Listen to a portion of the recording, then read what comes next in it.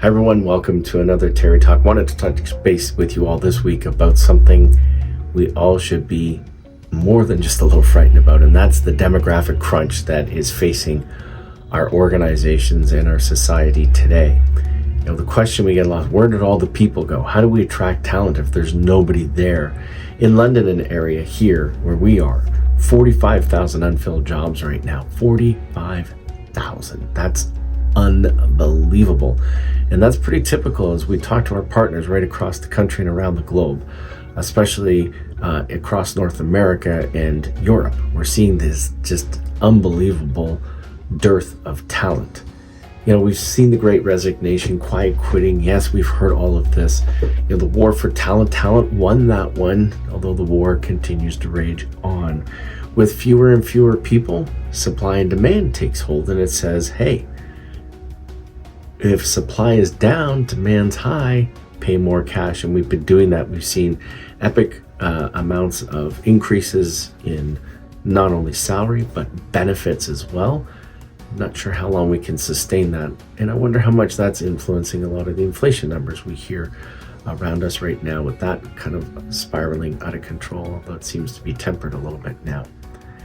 So we need more people, period. And yes, when we do get them, we feel like that's awesome.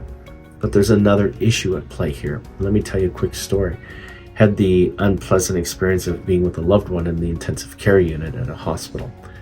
And it was a relief because there was no staff shortages. It was fully staffed, but something was missing. These were highly competent, highly skilled, technically sharp, really brilliant nurses. Unbelievable. But there seemed to be this empathy and compassion that seemed to be missing. They seemed to be spending a lot of time entering data and doing computer-related work, as opposed to that which I've seen in previous times I've had the unfortunate pleasure or displeasure of being in an ICU with a loved one. Just seemed to be missing. So yes, they've got the numbers covered off, and that hospital can lay claim to, hey, we've got coverage. But is it the same? We're missing out on that experience. Our baby boomers leave, the next generation, Gen X, my generation takes, not as many of us around as the baby boomers. We're carrying a lot more of the load. We're feeling the stress, right? And then the follow-up generations, the next generation, Gen Y, few more of them, right? The baby echo. But again, what we're missing is the folks that are coming up, not as much experience. Also, and this one should really, really frighten you. When you look at the demographic between newborns and 20-year-olds, there is an epic amount that's way fewer than we've had before. When you look at those demographics, there's so many fewer of them. And those are the folks that need to come up through our workforces and fill the ranks, and there's a lot less of them. So not only will we be competing for them, but we will also be competing for them, and they will lack a lot of experience.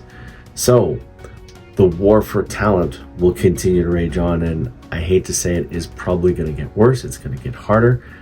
Our question to you, are you ready? What are you doing about it?